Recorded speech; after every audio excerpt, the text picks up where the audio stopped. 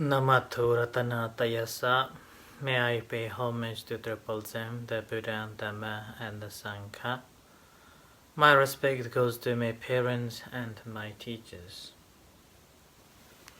Hello, good evening. So today is Monday the 20th of July 2020. So this is Ajahn Sujan from Varapunya Meditation Center, Aberdeen, Scotland. So as usual, I'm here with you. And thank you everyone for listening and joining this Facebook online Dhamma talk, sharing and learning, and also being with you.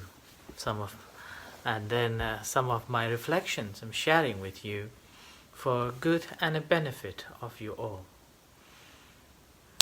I hope you're having a good time. In Aberdeen, apparently we have a mixture of rain and sunshine. This morning I went to walk in the city for the first time in the Bonacott shopping center, and I was so surprised. I felt like it's a dead city, and nobody was there. Only one or two people I met, and it was made up of a one-way system. So quite weird. And also I went to the beach, and I would walk along the way to the beach, and also I couldn't imagine how hustle and bustles the city was, and suddenly it's become like a dead city, and only one or two people walking around. Margaret, sadly I missed you. I was there in the morning, so I went for a MOT, and while I was waiting, I just went to go around. In fact, needing a toilet. I was worried that they will not allow me to use the toilet. Otherwise, I will be in trouble. But fortunately, toilets were still functioning. So that is. And we are also working in a barn, so hopefully we will pack it up tomorrow, and then we'll clean so we can use it for the Saturday event, the ordination day. We will be ordaining there, and monks coming from Birmingham, led by Dr. Chan Lau.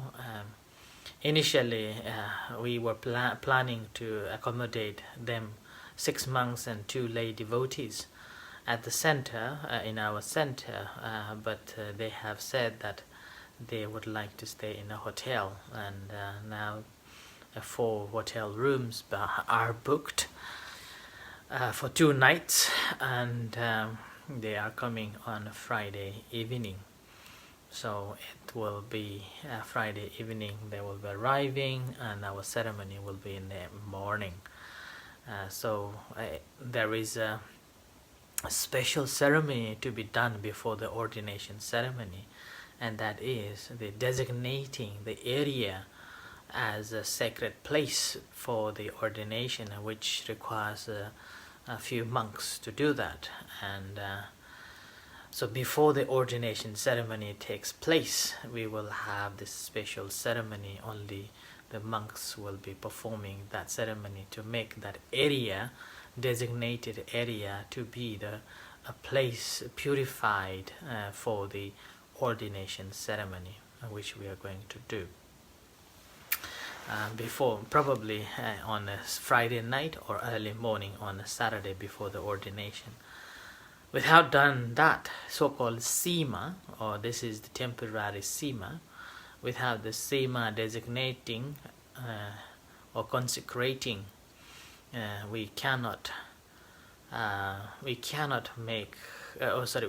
perform any religious duties such as ordination, and again the other religious duties where require more than 4 monks.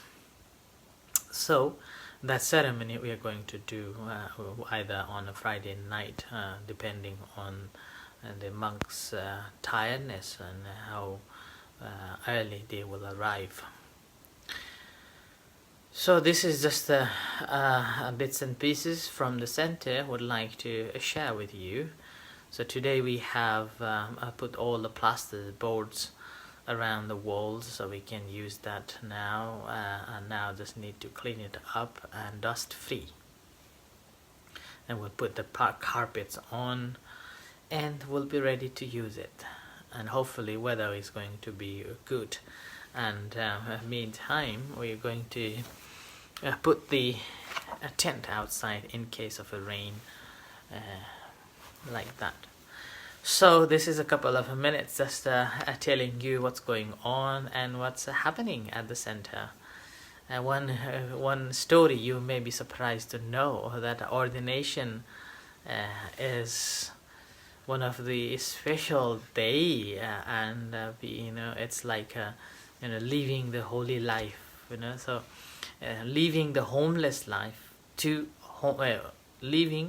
leaving the home life to be the homeless life, right? And sometimes people can take it very seriously, and other times they can take it us to a training ground. And sometimes culturally it can be a very, very different too.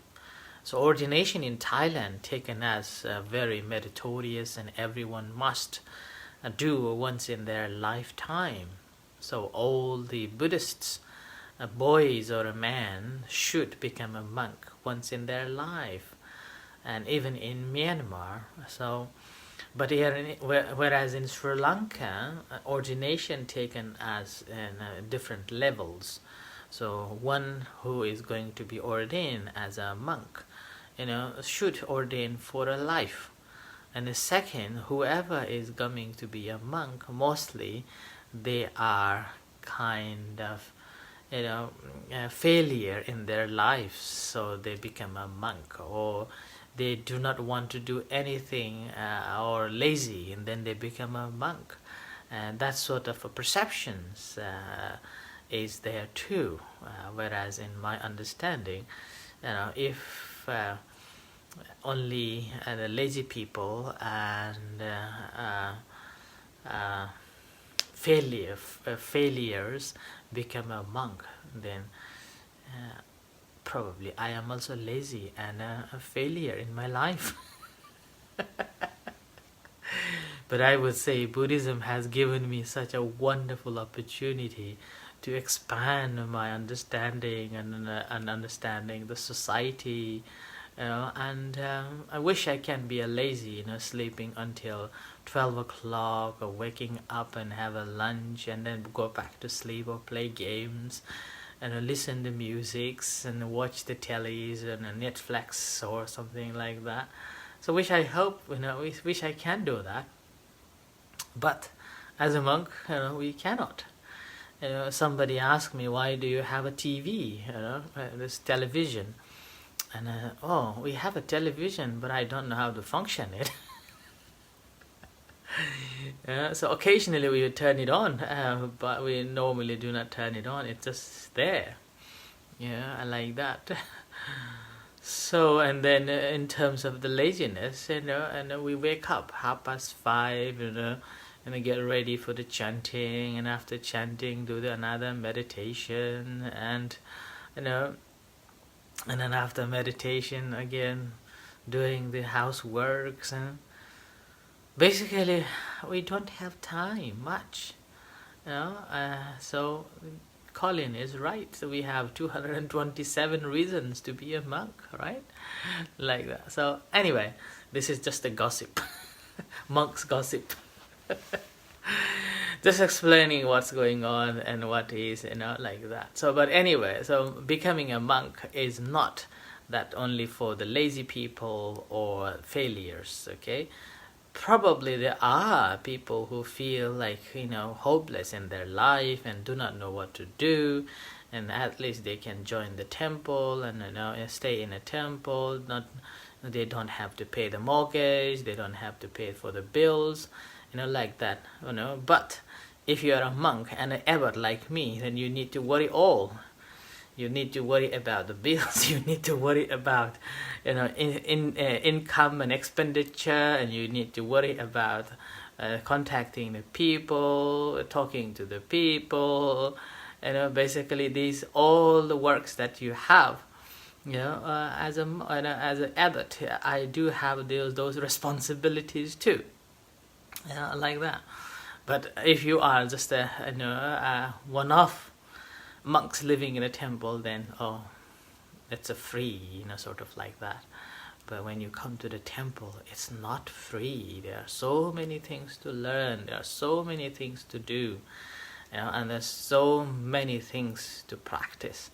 Every action that we take in the temple is basically we're training ourselves, learning ourselves, learning to develop, learning to be patient, learning to develop our patience, and how do we live in a community together. Because monastic life, or living in a monastery, basically you are seeing each other 24/7 days.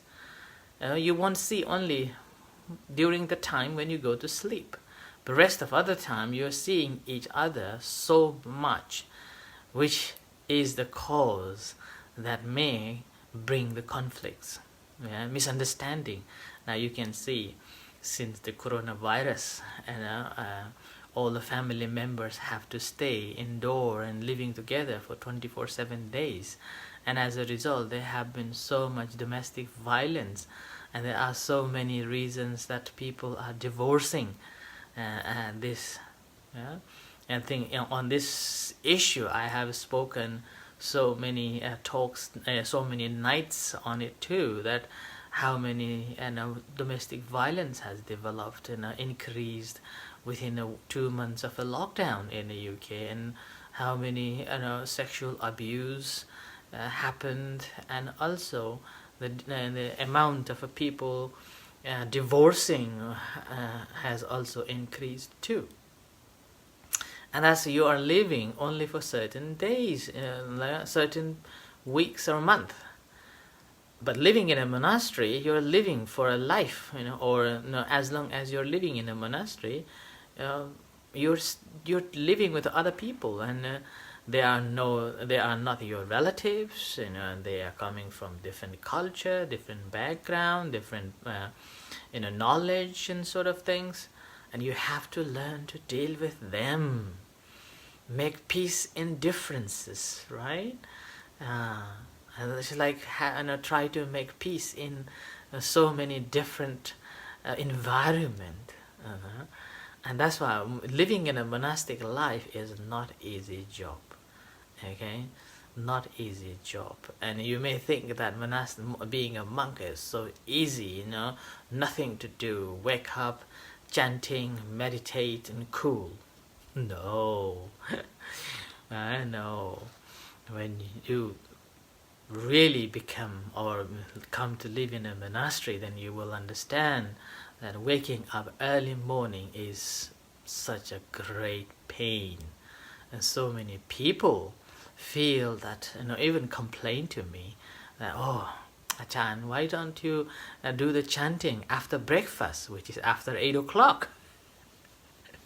And they say, it's so terrible, it's so pain, waking up 5:30 and getting ready for this chanting and meditation, So that's why it's and also eating once a time, and appreciating people's offering also not easy too, because you're living in a monastery, you're not going out for earning, you have to rely on people's generosity, and you need to be very careful of what they bring and what you eat.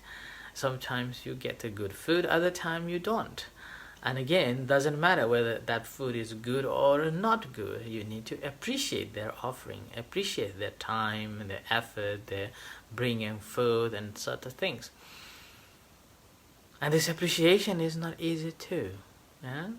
So that's lots of things going on here. And then even the meditation time, oh dear, it's like we always see green grass or other side of the river, or if I become a monk or live in a monastery, nothing to worry, and I can meditate, and so calm and so peace, like enlightenment. But when you have an opportunity, you can try. You can come to the center and stay in a temple in order to try. When you come to the temple and you stay in it, when you have to meditate, you don't want to meditate. Your mind will just go off. Your mind will just thinking about, oh, Ajahn, why should we sit and practice morning meditation? Why can't we go for a walk and do the walking meditation? Just to go for a little relaxed walk like that. And then somehow, if I lead for the walking meditation in the woods, and after one round, and they began to come back and say, excusing, Ajahn, I need a toilet. And then, okay, like that. So sorry for this monk's gossip today. This monk's gossip, it has a reason that I'm telling today. I will end this third. I will start this third noble truth on the four noble truth. Okay, so that's why I'm starting this gossips, monk's gossip. Okay. So this is like that, and that's why when you come to the meditation in a center, when there is time to meditate, you always find excuses, going to the toilet, or preparing for the tea, or just coming a little late, like that. And then if I ask them to meditate, okay, after breakfast you can come for a meditation again, come late, like that. So that's fine. It's a really, really difficult and different way of life and looking at it. Right? So that's when you're living in a community, living together, you need a lot of patience, and you need a lot of loving kindness, and you need to be very, very mindful of your own mental states and your own mindsets, mind activity. And it's very easy to be quick temper, and it's very easy to get upset, and it's very easy to get angry, right? So as a result, you need a lot of mindfulness, and you need a lot of awareness of yourself, your thought, your feelings, and generating loving kindness at all the time. That's why Buddha always told to the monks that whether you are at the front or behind, be kind, and always with a metta, talk with a metta, think of metta. And this is what Buddha's teachings is. And this is simply, as we become aware of that, the more we are aware of our own mental state, mental thoughts, what happens is gradually we will be able to let go our own desire, our own personality. Because if you look at ourselves, even yourself, you look at yourself, that it's very easy to do something which you like, which makes you happy, which makes you comfortable.